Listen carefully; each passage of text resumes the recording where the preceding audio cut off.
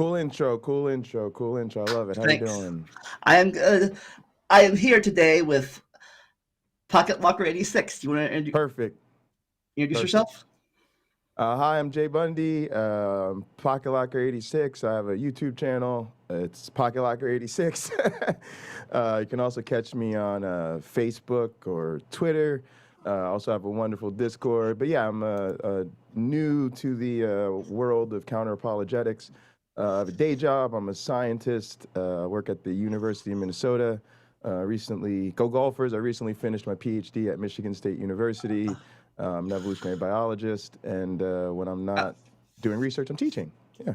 so you're a Dr. Pocket Locker. Dr. Pocket Locker, correct. Yeah, Uh, yeah. Also the United States Champion of Word Wrestling Entertainment, but I gotta admit, the gold's very heavy. I'm gonna sit it down, just in the best interest of my shoulder, the bill with my chiropractor. Everything's heavy. you've been defending that title long. A few months now, actually, yes. Recently survived an encounter with Ken Hovind. So yeah, we're in good shape. Onward and upward. Uh, Thanks. do you try to cheat the heel that he is? Had to. You got to go. Hey, the goal is to walk in the champion and walk out the champion. Everything else is for the fans. I tell people I'm not here to make friends. You know what I mean? Yeah, definitely. When they hit us with a low blow, they say it's just business. So I guess that's the situation we find ourselves in. So I asked this of all of my Kent debaters. Sure. Did he have? I don't know if you watched the other Kent debates, but did he have the same talking points of view as everyone else? Oh yeah, he had all this. He played the greatest hits. I'm honored. If you had a Ken Hovind match and you're going over it beforehand, if he says he's not going to hit you with the big boot and the leg drop, you're thinking, damn it, give me the Hulk Hogan experience. I want the big boot, the leg drop, the hulking up, the waving, and he did it. He did all of it. He did the card and the only cows ever come from cows, and strawberries only make strawberries, and scientists just draw lines between your favorite animals like you did when you were, getting your Happy Meal at McDonald's. It was great. Yeah, awesome. So when you actually talk with real people, when you got what part of biology do you talk about them?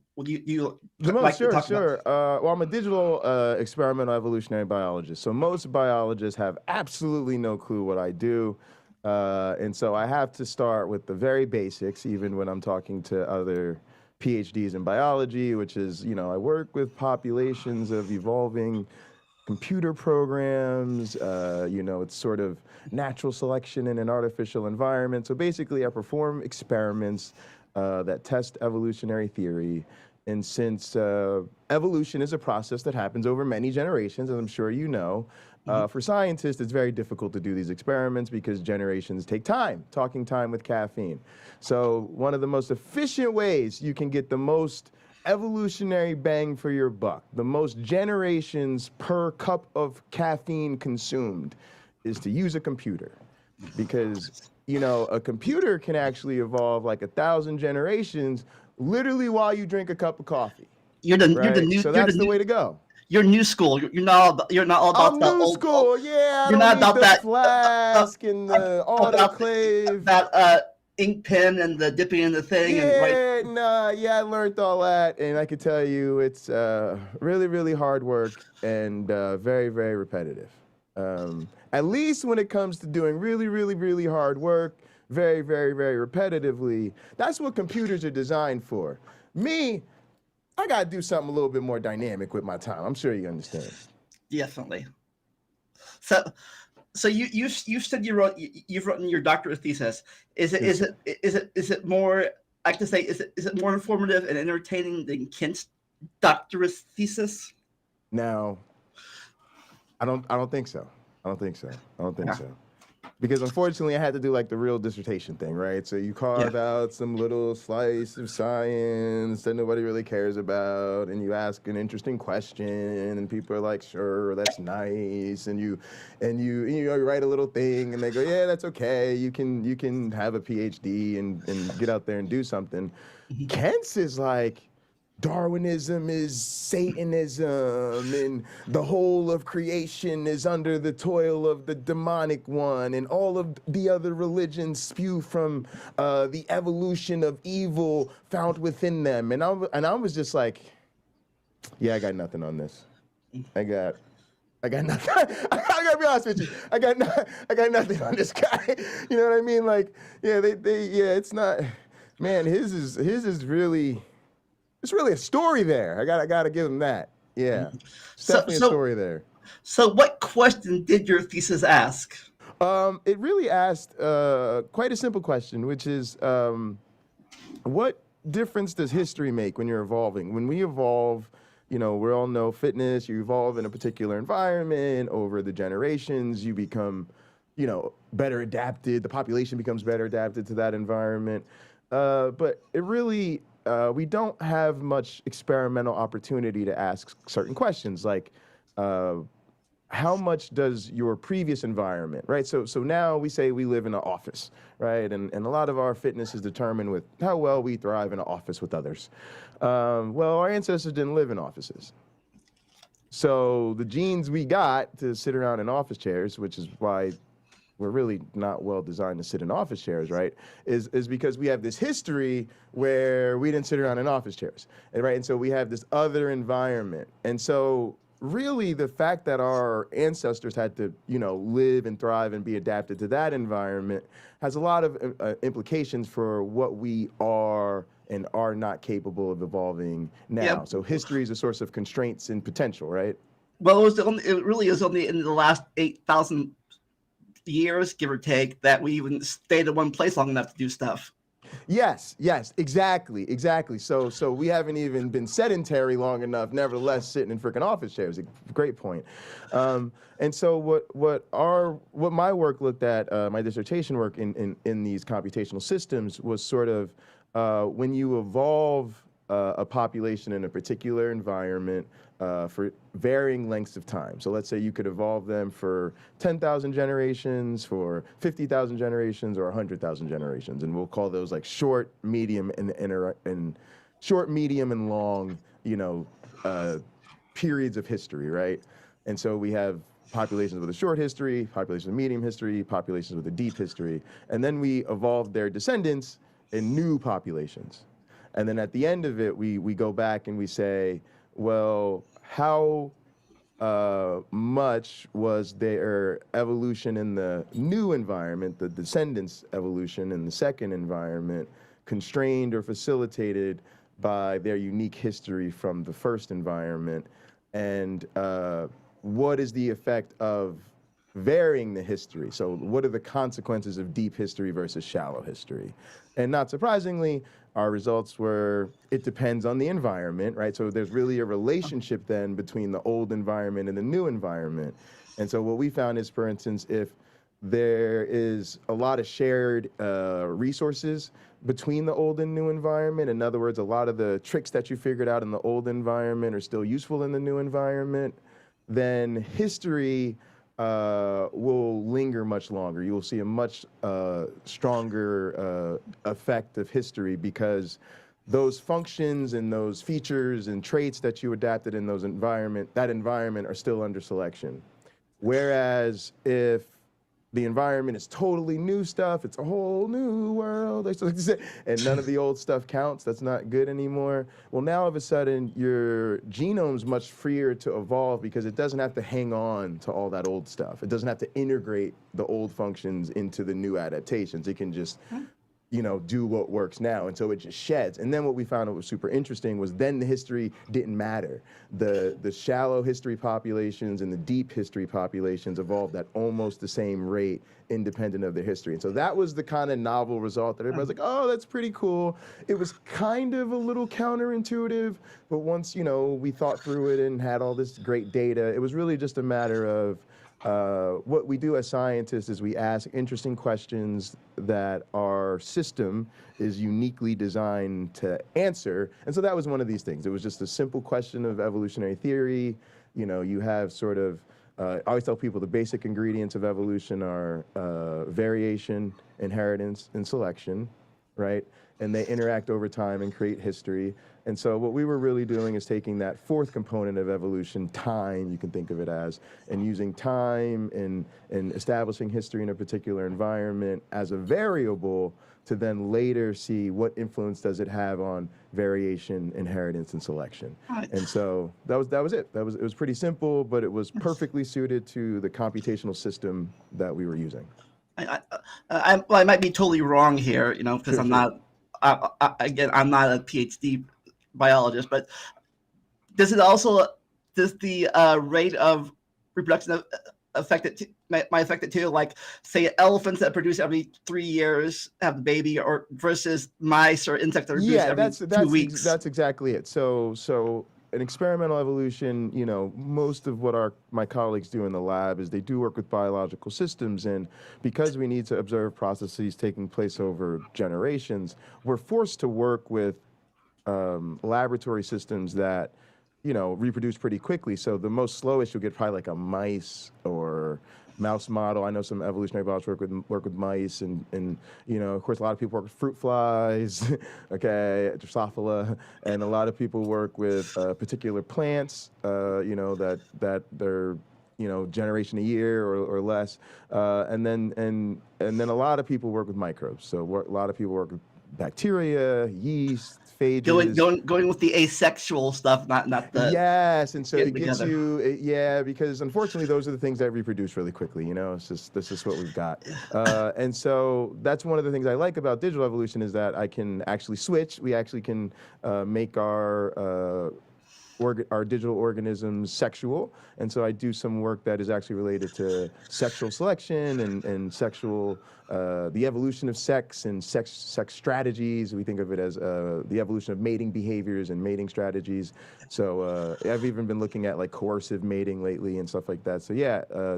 Going to the computers really has a lot of benefits, but it does have some drawbacks, right? Our systems don't have cells or nucleotides or any of those things, and that But bothers but people. but a computer was created, which means the animals were created too. Duh. Yeah, yeah. Well, of course, exactly. There you go. There you go. So That's their thing. But that's it. I guess really it would be hard deal to do if you wanted to artificially select an elephant or a whale to breed. It'd be a lifetime commitment. Yeah, yeah, yeah. It'd be tough.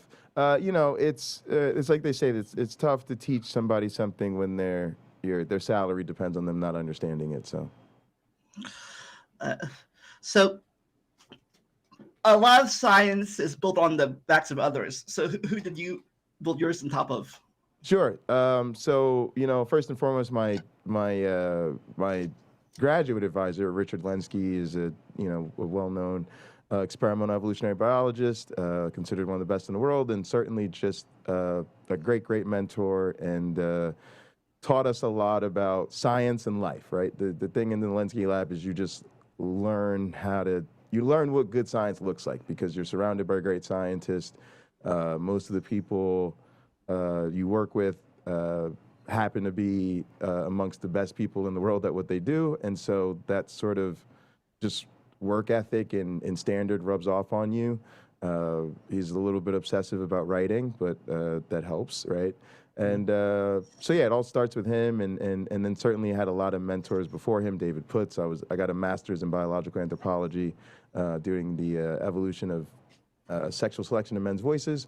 So you know, David Putz was my master's research advisor, and a lot of great professors at Penn State. And then now my current mentor, Mike Travisano at the University of Minnesota.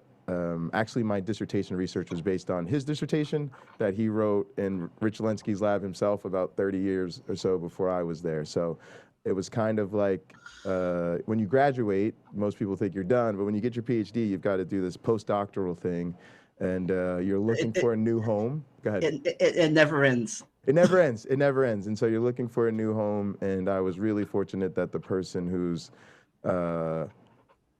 my weird research was inspired by their weird research decided that I should come work with them. So got lucky there, or else it was really a tough thing because you work with Rich and then you like, well, where do I go from here, right? So I was lucky to land in the Travisano lab, and then Robert Pennock, who his claim to fame is the expert witness in the Kitzmiller versus Dover trial. He's the philosopher of science. He's actually my teaching mentor at Michigan State University. I know him. He was the one of the principal investigators where I got my PhD. So now I teach with him. I teach a class called Darwin's Law at Michigan State University. So I'm very honored to work with Rob Pennock. But yeah, I got a whole team. Got a whole team, man. A lot of people. I guess that makes us rivals then. Why you say that? Well, I'm from Ohio, and Michigan and Ohio are just... Oh yeah. You got to get out of here, man. Just go. You need to move somewhere where there's some terrain.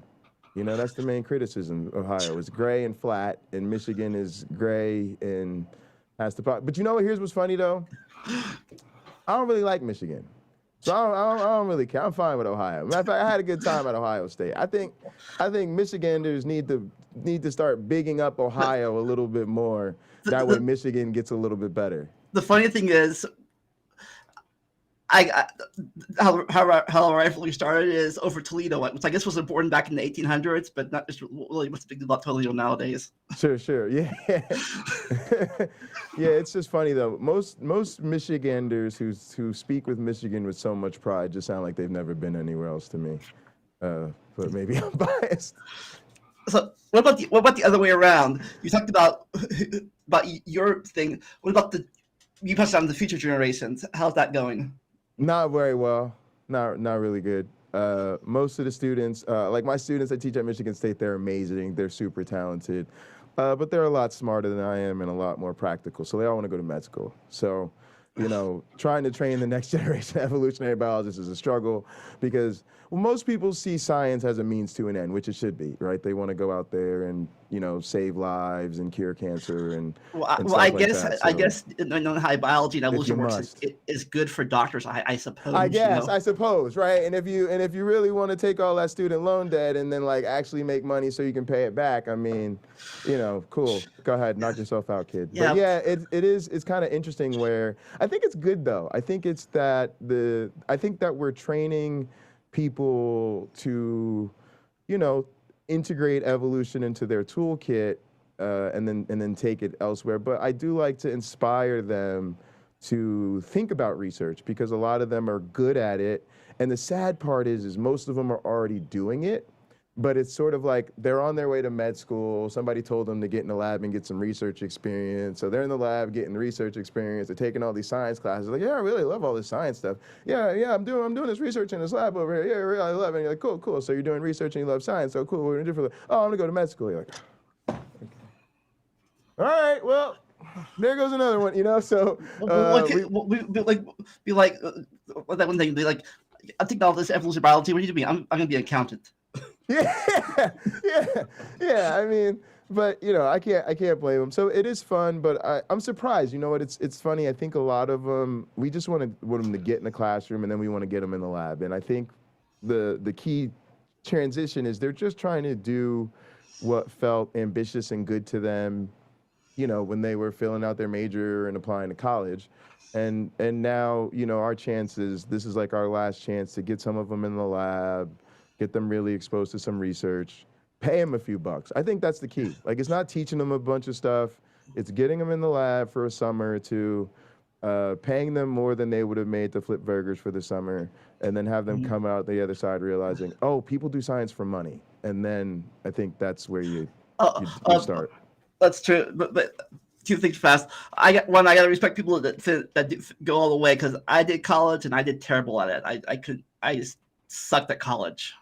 I appreciate that. Yeah, it's tough, and I don't think there's enough attention paid to that. I think, unfortunately, we've got a sort of political and economic system that I think is always looking at the academy through a bureaucratic and economic lens. And I think for those of us that really teach, it's I hate to say it, it's kind of a sacred place, you know. Yeah. And and we have a professional obligation to do our best to make sure those people sign our paychecks and then otherwise wholly ignore them. Yeah, But that's yeah, actually we've got to reach our students and be there for them. And I don't think, especially at a major university, it's not the place to go. I think for a lot of people, for me, I would say start small. Like I think the smaller you can make your college, the better, because you got to know your teachers. Somebody has to know who you are. You got to have somebody to call and talk to. And most of these students are just, wow, it's just scary what they're trying to manage. Oh, and then they're supposed to learn too. Like it's crazy. oh yeah. Way back in my 20s when I was way younger, my dream was to be a history teacher. Mm, yeah. Yeah. And then what happens, right? Like that's the thing. It's like that should be the only thing required, man. That it should just be like you show up, you say my dream was always to be a history teacher. We say cool, kid. Well, we got it from here. Yeah. You know, and unfortunately people get weeded out the system, thrown in the wrong major, they take the wrong classes, they're struggling, you know, and a lot of it times it's never even the content. And then you have the stuff like I hate the weed out classes where it's like, oh, you want to go to med school, here's all of the, you know, organic chem and the hardest classes, the advanced algebra and all this, and we throw it at them. It really has nothing to do with what they're going to try to do for a living.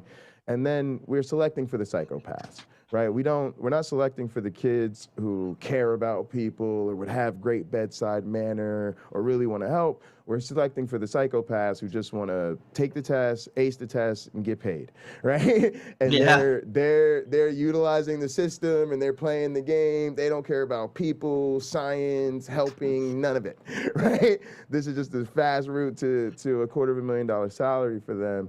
And where we've got to do something different in the classroom that weeds out those students and keeps in the students that really want to be here and therefore should be. So what about you? Did you continue your path all the way through college from beginning No, I the took time doctorate, or did you off. change it? I'm bipolar, so I took some time off. I got myself a bit of controversy when I was in college, and I took a few years off. So yeah, I came back. I lost my scholarship. I was on a full academic scholarship. It got taken away from me because they paid for 2 semesters where I had to take a medical leave. And so rather than saying, yeah, let's find a way to support this young scholar in his time of need, they're like, yeah, well, we paid for 2 semesters and you ain't bring back none of them 3.5 plus GPAs or whatever. So sorry, kid, better luck next time. And then I kind of had to pay my way back, and then I did get my scholarship back after I paid for a year on my own. They're like, oh, looks like he's gonna show up and graduate. I guess we better make sure he's flying Yeah. the flag. Thank you, appreciate that. Yeah. But yeah, it happens. Go ahead. Yeah, I had a grant. I had a grant my first few years of college myself too. But then when I didn't do the grade P average that well, I had to go pay for it myself. Yeah, that's and I mean, and that's again another unforgivable sin, the way that we've made education unaffordable, and then it's almost like a lot of times our peers who, you know, don't pursue higher education, just get a good job. By the time we graduate, they're, you know, moving up the ladder and buying homes and new cars and everything, and we're strapped with 6 figures of debt in a middle management dead end job, and it's like, you know, who really made the better life choices here? And that's just, it shouldn't. And I'm not saying that we should create a world where, you know, an education is the golden ticket, and if you don't get one, no, I think people who just want to work and make a great living should be able to do so. But to straddle people with this crippling debt simply because they decide they want to get trained in something they don't know how to do or have access to do already, that's just terrible. But but nowadays, probably wants to be a teacher. So now it's different now than it was 20 years ago when I graduated high school. Now it's because I look at some of our people at least especially in America, and they're like, were we always this dumb? Yeah, I don't know. It's very troubling. Yeah.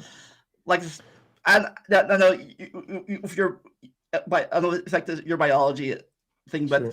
did you have problems with people during the pandemic 2 years ago and the vaccines last year? Yeah, and we still do. And matter of fact, I think the universities are complicit in it. I think the universities made it worse. The universities just totally caved. It Money makes it easy for the tail to lead the dog. And so, they were like, oh, well, the students don't want to pay full tuition if they're online. So, so then we got to force them back into the classroom. Then we was ignoring the outbreaks. Now it's like there's no protocols in place. And then the students were uncomfortable. So then they forced everybody back into the classroom. So what did the students do? Didn't show up. Duh. What'd you think they was gonna do? You let undergrads give you the sauce move. You let undergrads give you, oh, we really, really, really, really, really want to come to class during the pandemic, and it's just not the same online, teacher. So we'd love to keep paying tuition, but we just can't do this online. And then I was like, okay, class is open, middle of the pandemic. Don't worry about it, kids. Come on back to class because you missed the classroom. And they was like, yeah, it feels a little unsafe there. It feels a little unsafe there. Yeah, we're gonna study from the dorms, right? Of course they was gonna do that. What's wrong with y'all? They teenagers, right? And so that's what they did. And then they got mad at the kids. And so then they started saying, well, now I'm gonna have a quiz in class. So now the teachers is making it consequential to not. I mean, this whole thing is just trash. And then I'm like, and some of y'all claim y'all are scientists and microbiologists, don't even talk to me. Because if you talk to me, I'm gonna just tell you that's not how viruses work, and that's gonna be the end of the conversation right there. So speaking about that, did you ever get any arguments of anti-vaxxers? Oh, they know not to even. Oh yeah. I've had to curse out a lot of anti-vaxxers. I had people I had to work on for 16 months to get them vaccinated. And would you believe some of them was females that was trying to sleep with me? You trying to get in my bed with your unvaccinated ass? The audacity of these people. These people, unbelievable. Yeah, unbelievable. You thought you was gonna bring a condom, but leave the vaccine. Come on now. Tell these people something wrong with them. Yeah, all these rumors and stuff. I had two catchphrases for him. One, it's not true at all. I said I'd rather have autism than polio. Facts.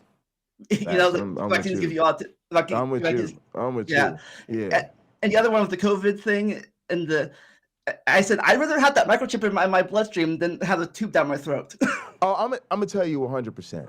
I'm disappointed about the microchip, because let's be honest. There's been some scientific advancements in the microchips. You ever read like one of them? Who the guy who wrote all the crazy electric sheep novels or whatever? Look, I'm looking. Andrew Dick, Philip K. Dick or whatever. Y'all read enough Philip K. Dick novels? Look, I want the microchip. The microchip could like have you infernal. Pocket your blood sugars a little bit high. You should get some more sugar in your diet. You know what I'm saying? Like that microchip could be useful. You really should take your medication in the next 15 minutes for perfect regulation. Like I was hoping there was a microchip in there. I'm kind of disappointed that it was. You know what I'm saying? Because if y'all could just get the microchip into the shot, more power to you. But yeah. Unfortunately, I don't think we have now. Do we have nanotechnology? Yeah, I know. That's what I'm saying. They don't even understand. I want the microchip. I'm disappointed. We always having a different conversation. Yeah.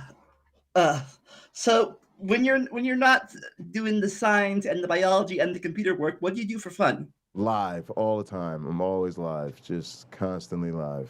Just always live. always on YouTube. Either YouTube, you're teaching, or you're sleeping. Yeah, pretty much. It's not really. It's not really great for like staying in touch with people offline and stuff. But it's hard to get me in the email thread. But it's fun. I have a community at Pocket Locker 86 and a number of channels that we're growing, and it's just it's. Like I always tell people, people use YouTube wrong. You use it like a television channel or watching a movie. We use it like a bar. And so, most of us are happy to be live when we can so that our friends, have somewhere to hang out, pretty much.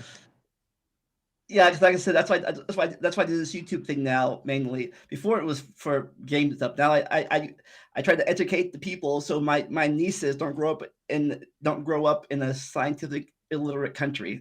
Yeah, I think your, faculty here are probably the most important institution we have. Like my thing is I think the academy is a little stale. I think I try to save my biggest fights for my colleagues. Like, I've got a lot of issues with what goes on the internet, but I've got more with what goes on in the academy. And I think YouTube has become the most powerful, influential, educational, platform on the planet. And the university has just got its head stuck in the sand. No, no, no, no, no, no. We It's can't hear you. And it's it's way like back it's in it's way back in ridiculous. the days it's way back in the days of Isaac Newton studying still, but we're all in the Yeah, future. yeah. It's just and then they're like, well, we're giving people all the great information. They're just in these technical journals that nobody can read. And by the way, we charge you $90 to even read, right? Like if you have a general person, like a lot of people feel bad. Listen, if you're listening to this in the audience and you're like, well, Jay, I feel bad. I've never read a scientific paper in my life. Yeah, and trust me, they're trying to make sure you don't. So don't feel bad at all because you probably can't afford it, right? The truth is, unless you have a university affiliate, we have university affiliation. I have a university library account. It means when I go to Google Scholar, I can read whatever I want for absolutely free. And if I can't, I go to the librarian and I'll be like, I can't read this and I'm not paying for it. So figure it out and get it to me. Like, oh, yeah, we'll take care of it. We'll get it right to you, Mr. Dr. Bundy, right? When y'all, as General Sally Sue, go to say, oh, you know what? I'm going to read the very latest from the Journal of Cancer, and I'm going to read it right now. So I stay up on the latest science. They're going to be like, yeah, do you want PayPal, Visa, or MasterCard? But it's going to be about $70 per article. Am I lying? No. This information is not free to the public. Y'all can't read this stuff just because you feel like it, right? And then if you read it, you like, no, I'm gonna pay for it. I got a job, I can pay for this. I'm gonna pay for it. Yeah, good luck reading past the abstract. It's gonna be filled with so Yeah. many technical words. You're gonna be so deep in Webster's dictionary, you're not Yeah. gonna be able to read it, and it's And, awful. There's no and, excuse for that. unfortunately, it's I don't know how effective or not, but from what we learn, what the newest thing is to when it gets to the classrooms, that could take a long time to even catch up to the classroom books most sometimes. Like and back in the 90s, when I was in high school, they were still teaching us the fish, amphibian, reptile, bird, mammal thing was equal from the vertebrate group. There, but now we know it's totally different. Right, right. Yeah, it's crazy. So I think what you're doing and what a lot of the other content creators is necessary. Like this is where it is. This is where people get their information. This is where people learn now. And the other thing is it's totally unregulated. So in a sense, you're all we've got. All we've got is our content creators, our people putting out the good stuff, the good information to the best of their ability because there is no principal. There is no board of education. There is no, scientific community saying, no, this passes peer review and it's publishable. And if they want to say, hey, I've got a PhD from Biola University and a double dissertation from Answers in Genesis and the Creation Institute, and I just said there's problems with abiogenesis and the only alternative is creation, there's literally no legal, technical, professional, none of that we can do about it. Nothing. Nothing. All we got is some other reasonable people like, hey, I'm over here telling you that that's not true. And that's it. We're in the Wild West as far as the internet is concerned. That's true. So speaking of debate, what's the difference between debating people like the creationists like Kent Hovind and Answer in Genesis versus debating real scientists? So honestly, I don't even, I don't think you do the debates. I think I've never been a debater. I don't see myself as a debater. It's probably a problem because I then don't care about the result of the debate because you can tell me I lost a debate is like telling me I lost a Jello wrestling competition. Like, oh, sure. Just irrelevant. You know what I mean? Who cares? Right? So, but I think the issue is this. Scientists don't have the debate, and they've decided that there's nothing to debate and therefore nothing worth debating. And I had that same attitude when I was a marijuana law reformer, and I I decided that I was wrong about that. Like I sort of stuck my nose up in the air and whatever. And I think that that's the ivory tower nonsense, because the Okay. truth is, you might not find Kent Hovind or Ken Ham or Sal Cardova legitimate, but there are millions upon millions upon millions of Christians who do. That's And if true. you don't engage them and talk to them and have these conversations with them, somebody else is going to. Yeah. And that person is either going to be, you know, maybe less qualified, maybe just not even have your perspective. It's not even about who's right or Yeah. wrong, but maybe you're just coming to it from a perspective that needs to be heard. So I think scientists and researchers and scholars are shooting ourselves in the foot by refusing to engage. And I don't Yeah. think we're doing our academics any favors. We're just failing to meet the moment. Yeah, but like I said, like I said, I would like to see not a debate, an actual debate where well, I don't know which side is right or wrong, because with I guess I'm bio I'm what's the word thing here. Once I see if I see a creationist versus evolution debate, I obviously know what the thing is. But like Right. say back in the what's the back in the 80s or thing when they were debating the meteor hypothesis for dinosaurs and other things, Yeah, yeah, yeah. people didn't know yet, or when they were debating back when they were debating the if the plate tectonics was real, Right, right. So I don't see enough of that, and I think that's a really good point. Like I almost think that that's something that our community would do. I almost see, you know who Derek from Myth Vision is? I've Myth heard of him Vision before. podcast. Yeah, well, he's a YouTuber, a great guy. Check out Myth Vision podcast. Derek Lambert, but he interviews a lot of scholars, and he sometimes gets into issues where there really is scholars who have nuanced and well-reasoned positions of disagreement. Now, normally when those type of people engage each other, they're just going to sit down and have a conversation. They're probably not interested in debating each other, because as scholars, they're there to learn from each other and hear each other out and whatever. But I do think there would be some sort of, one, I just think entertainment value, but two, maybe sort of old school fun of making some of these things debates and letting each side kind of, just because we used to do these reasoned debates. The other thing I tell people is the debate's happening all the time. It's just unfortunate because, again, the science literature, so much of it is hidden behind a paywall, which is why a lot of us Oh yeah. support open science. But I always tell this, if you really get into science, the reason to do so, at least for me, is because you like fighting.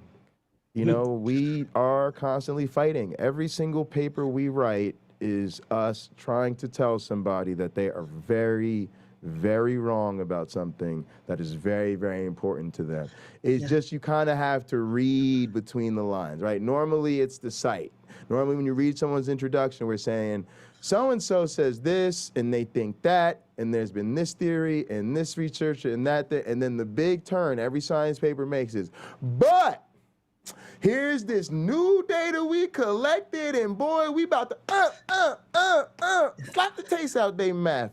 And you just got to read the data and the conclusions. So I'm trying to tell people that's what's really going on in science. It's just buried in this very technical, sophisticated, dry lane. But trust me, we are fighting. And when we sit around our meetings, we be talking about it. We be like, so-and-so, yeah, we gonna write, yeah, and we gonna do, nah, this experiment is just for them. I'm tired of them saying that about this. Yeah.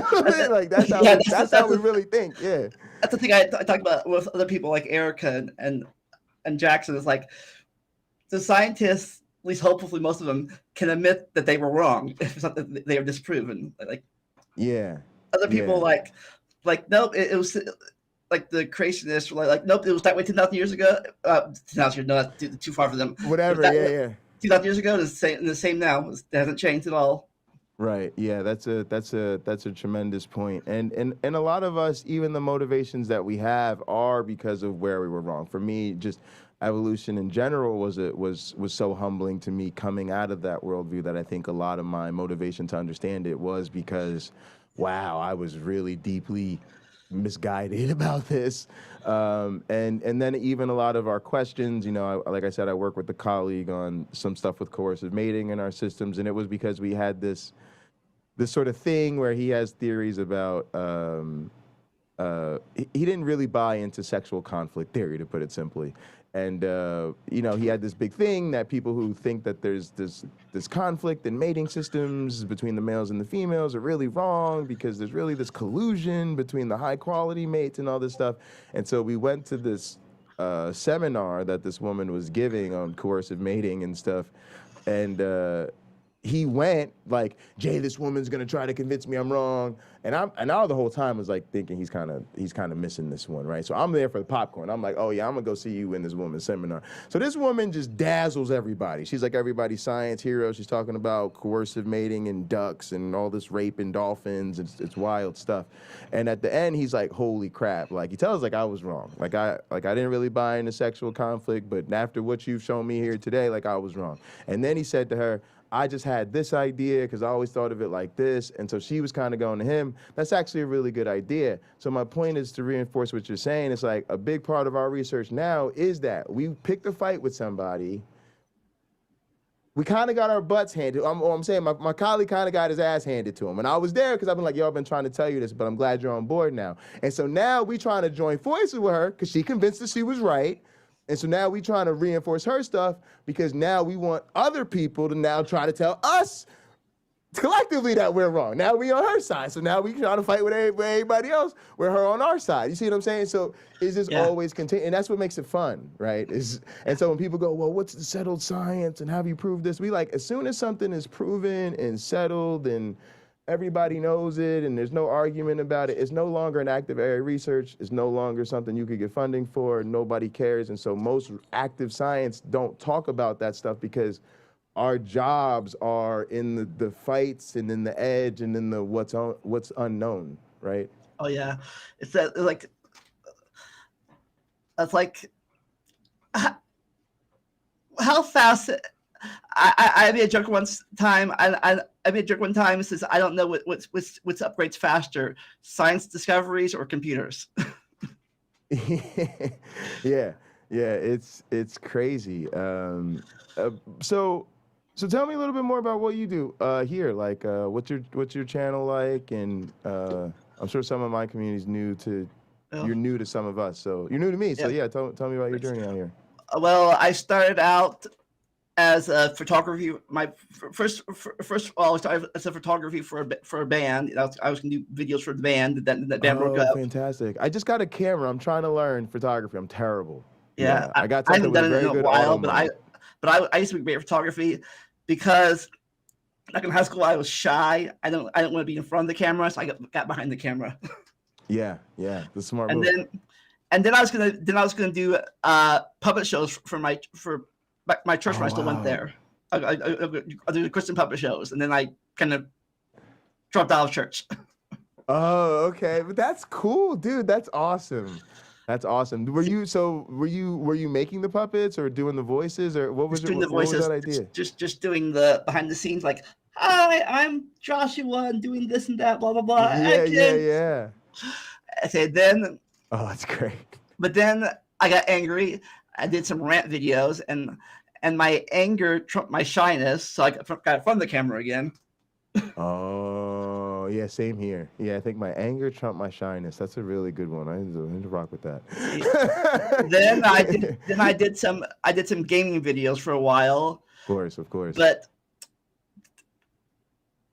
to do those, you kind of need nowadays you kind of need good editing skills, which I'm still learning, so I kind of dropped by the wayside for a while. Yeah, sure. And then I started talking with other people on this podcast at different topics, and here I am.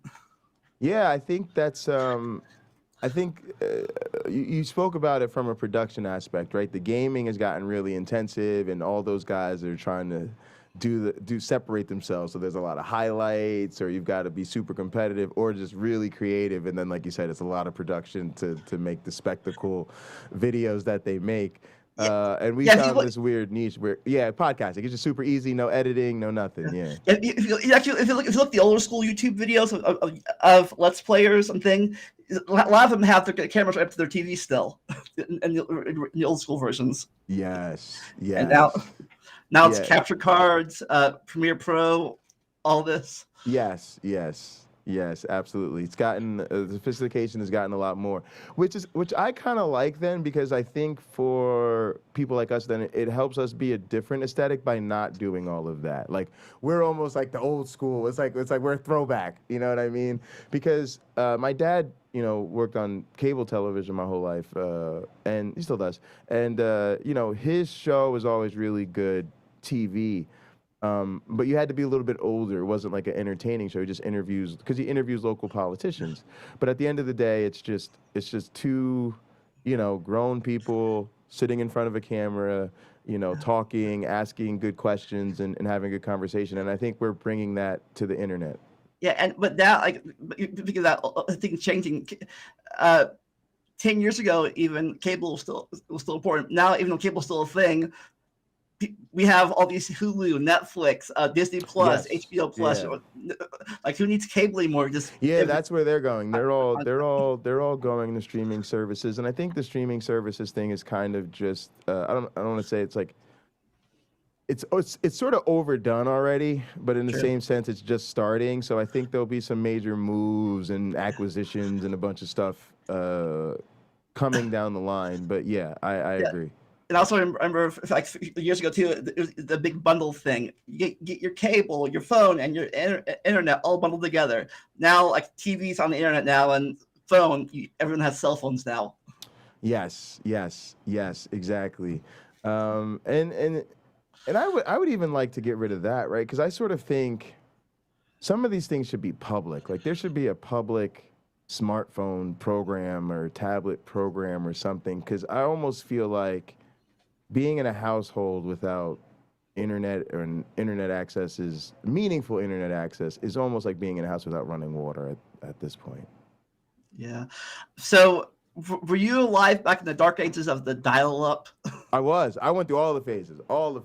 Pre-internet, dial-up, DSL, cable modems, all of that. Yeah, I remember back in the. And I'm back on LAN. If you got Wi-Fi, don't even talk to me. If you on Wi-Fi, you can't game with me if you on Wi-Fi. Don't. I have the landline, but yeah, I you better remember hook that in. When I was downloading. I used to download. I used to play FF11 on dial-up, and when I had to download patches, it took all night. So I turned the computer on, left it on all night. I remember stuff like that. Yeah. And don't talk about all the music we ripped, man. You just set up a whole bunch of music, go to sleep, and wake up in the morning with all your favorite records. But then I went to my friend's house to download a new patch of a game. He let me use cable thing. I'm like, 45 minutes later, it was done. I'm like, 45 minutes? It's done? Yeah, yes. And do you remember paying 10 cents a minute to be on the phone? Man, I had some phone bills, y'all. I had some phone bills we couldn't even talk about. But yeah, I had some phone bills. I was like, half y'all rent payment. I ain't even gonna lie to you. My mother used to freak out about my phone bill. 10 cents a minute, y'all. Phone calls used to be very expensive. Oh yeah, that phone. I remember when we had to get the same type of phone with our friends and family, so we could use the unlimited minutes. Yes. Oh, good times. Oh, and also, you download something on the computer. Don't pick up the phone. Yes. Also, remember when caller ID was a revolution, and all of a sudden you didn't have to pick up the. Y'all don't remember life before caller ID? You ain't know if it was the telemarketers, your grandmother, your girlfriend. You ain't know who it was. You had to answer every single one of them phone calls. Boy, you'd be interrupting dinner just to answer the call, and it'd be a vacuum salesman. You'd be so mad. But camera said free after 9 p.m. We're just dating ourselves. Let's talk about something else. You're making me feel old. But speaking of feeling old, I literally did not. You know the asteroid impact theory. The dinosaur thing. Yeah, like you mean? Do you mean the KT boundary thing? Yeah. Yeah. I did not. I really did not. I always thought that was a thing. I did not know for the first 10 years of my life that was a thing yet. It wasn't discovered until the 90s. I've been thinking it's always been that way. But in the 80s, when I was growing up as a kid, that wasn't even a thing yet. and Oh yeah. my What brain's like was that's always been a thing. what was the? Well, I don't even. Yeah, I guess I don't remember what the narrative was before I think it then. was cold wet. I mean, I think it was like sickness or the mammals ate the eggs and stuff like that, and the dinosaurs were slow and all that stuff. Maybe Oh, yeah, yeah, yeah. I mean, I it remember those isn't. books. Yeah, it has been in our lifetimes. That's a very good. Yeah, I remember reading books back in. I still remember reading books in the 80s or early 90s. They're still talking about the brachiosauruses stay in the water, being in the water. That for their something they had to be in the water all the time because they're too heavy for land. Now it's like really. Yeah, it's sad. And that's speaking of it though, that's what we're dealing with, right? Is we are dealing with these sort of Flintstone mentality people on the internet that really want to tell us that that's how it is. I mean, Dinosaur Land, the Ark Encounter, the Creation Museum. I don't, and what troubles me is I don't think the average evangelical pew filler um, realizes how deeply necessary those people are. Like my mom doesn't realize that she's an answers in Genesis person. But as an evolutionary biologist, she did ask me, "Oh, you ever heard of the Creation Museum?" And I'm just like, it's such a heartbreaking conversation I have to explain to your mother, who's desperate for this shred of scientific connection with her faith, right? To say, well, now we have to have the conversation about not only why that's not true, but why that's not a museum. Why that person should probably be in jail for fraud, and it's a heartbreaking conversation to have with your mother who really is just trying to justify her faith, but needs to realize that every time she goes to, she's got to reach for one of these sort of shady charlatans because there is no legitimate way to hold up this house of cards, right? Yeah, actually, about that. Before I dropped out of church, we actually went to the Creation Museum twice.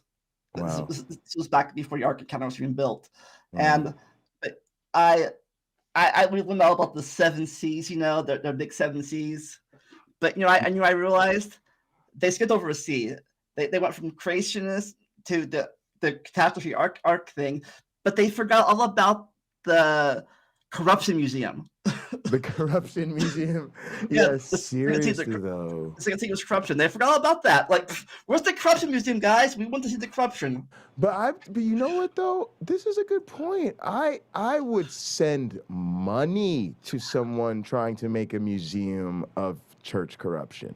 Like if we literally made our version of the Holocaust Museum and it's everything from the ancient soothsayers and charlatans all the way through the Crusades and the Christian and all the history of theocracies and oppression and all the way right up until you end in the Hall of Trumpists and the insurrectionists and they're screaming, hang Mike Pence and the panorama. I'm with this museum.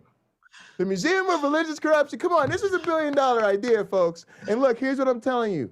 When they try to block us and say that you can't have that as a museum, what we do is we tell them we'll have it licensed as an amusement park, and then we name it a museum anyway.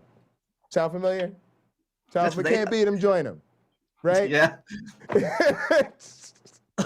Welcome to the oppression encounter. That's another thing off the side topic, but I love when people scream about oppression, this, that. I'm like I remember being oppressed as a Christian hear that. Well, you want to be oppressed as a Christian, go over to Saudi Arabia where they really oppress you as a Christian. Yeah, seriously. It's like the people who are being, they're complaining on Fox News in front of millions of people about being canceled. Right. Yeah, I can't tell gay people they can't be married anymore. Right. As they're doing so, right? As they're getting paid to do so, right? It's like, we're canceling them, but somehow, last I heard, Kyle Rittenhouse was getting WWE style entrances at CPAC. Don't see a lot of canceling going on. Speaking of WWE and stuff, when's the next time you're finishing your title there? You know, it's apparently very difficult to find challengers, but I think there's a couple people that I just want to fight and beat up, and so Sal is currently one of them. Sal Cardova. Yeah.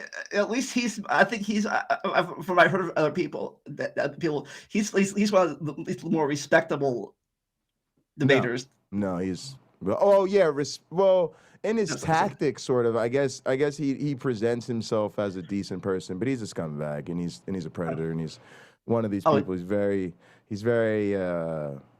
He just personally attacks people, and he's. Oh, he does. Wow. Yeah. He's one of those. Well, he's very kind, and so I think you're like a lot of us that you're seeing version maybe 2 or 3.0 of Sal, and the earlier incarnations were tarred and feathered for being rude and obnoxious, and so the new version is more of a William Lane Craig clone, a very mild-mannered, soft-spoken, reasonable psychopath type of person. Okay. But then he's very like in league with some of the common stalkers and harassers in this space. There are people I don't even want to mention because they keep little websites about us and follow all of our stuff. And I think Sal's really in line with these people, and he's been insulting some people for mourning lately. He's just a good not a good guy. So Sal Cardova's on my hit list. Also, there's this guy named Rob at Sentinel Apologetics. He is literally the most boring, uncharismatic content creator on the entire internet. So his channel just kind of needs to be deleted as a public service. It's kind of like a safety hazard.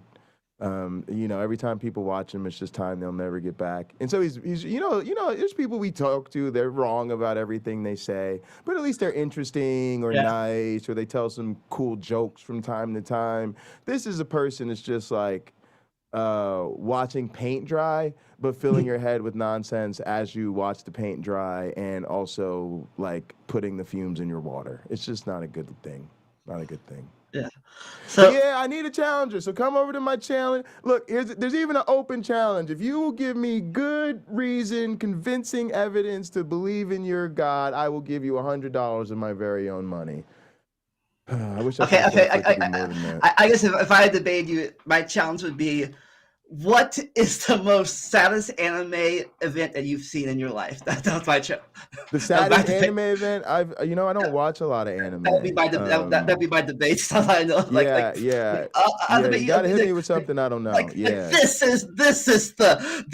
event right here in this episode of anime made me cry my eyes out because.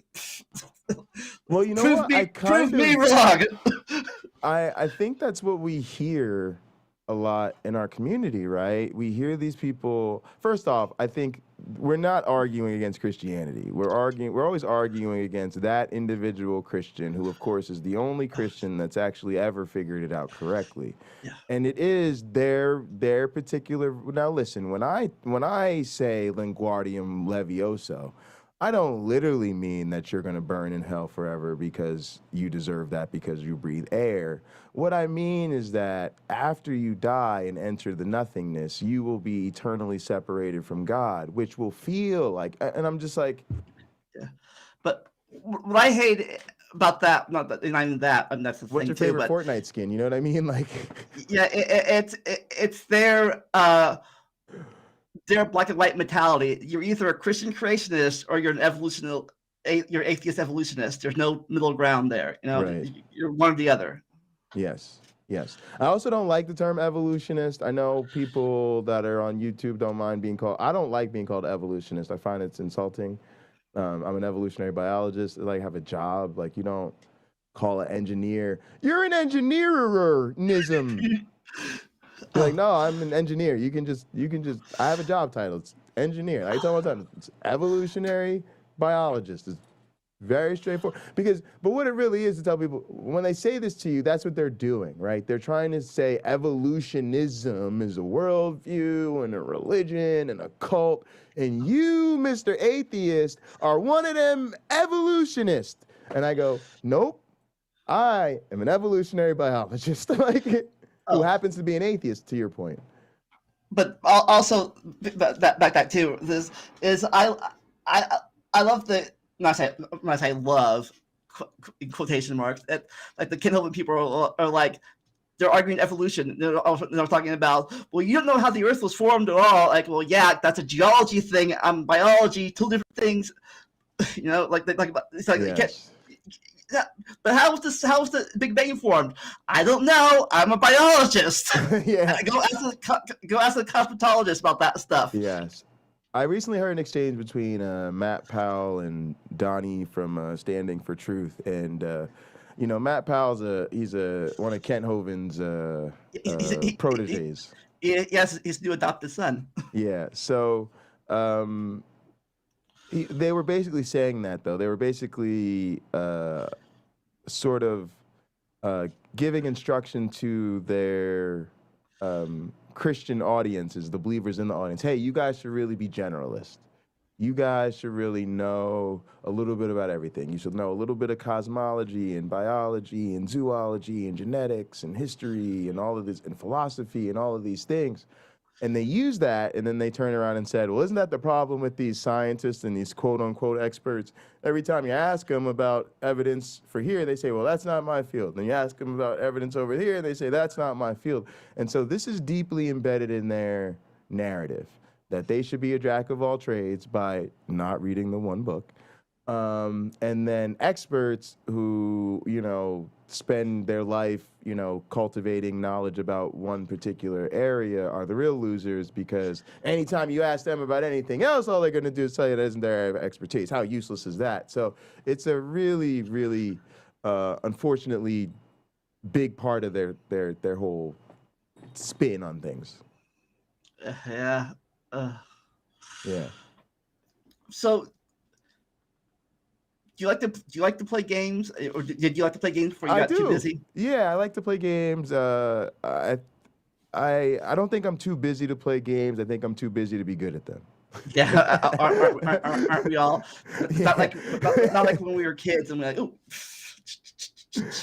Yeah, a couple hours in, I think I got this. Yeah, it's not like that anymore. So I consider myself a casual gamer, and I like to be in community with gamers, and I find that being a broadcaster sort of gives you an avenue to do commentary about games or commentary about high-level gaming events, or to just have fun gaming with friends, and people are there to just kind of hang out with you and have some fun, and they don't expect you to be an esports champion anytime soon. Yeah. So, what type of games do you like? Wrestling games and sports games. I've recently gotten into fighting games, and then I'm into simulators like American Truck Simulator and flight simulators. The sort of I'm tired. I've had a long day of work. Let me go home and pretend to do somebody else's job. I haven't done any wrestling games in a while, but I haven't bought the new WWK 22 thing.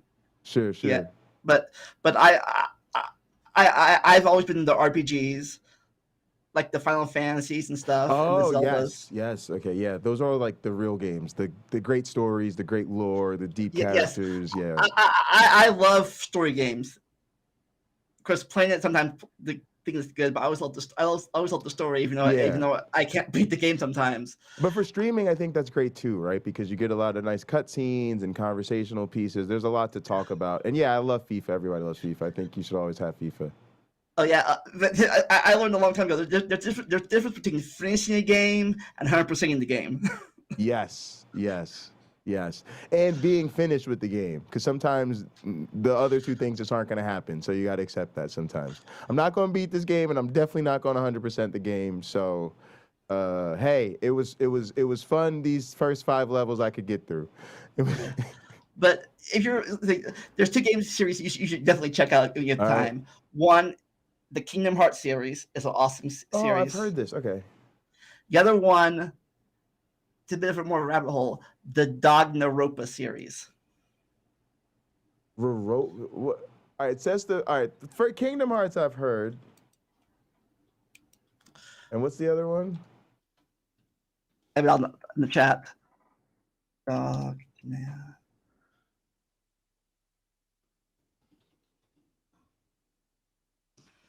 Also, I wanted to say hi to Caterpillar. Thanks for coming through. Yeah. Danganronpa. And the rest of the chat. It's a visual novel. It's a visual novel game. Oh yeah. I'm into stuff like that. Yeah. That's I see it in the chat. Okay, let me copy it down here. Yeah, it's a deep rabbit hole. 5 different games, an anime series, and it's like not night novels, manga. It's a whole different rabbit hole once you go down it. Basically, great. I'll give you a preview of the first game. There's a different game thing, but the first game, 15 kids are locked up into a high school, controlled by a teddy bear, and to get out, they kill each other to get out. Oh crap! All right, I like that. but if you're like me and you get attached to characters enough, and they kill them enough, it really, especially certain characters, it just drains you emotionally. If you're too attached to people, you get to know these characters like, oh my god, they've been playing this. I've been playing this horror game, man, and it's the terror. The terror is taxing. Yeah. Yeah, that's the thing. If you're mostly attached to people, characters and stuff, don't play this game because you will get drained.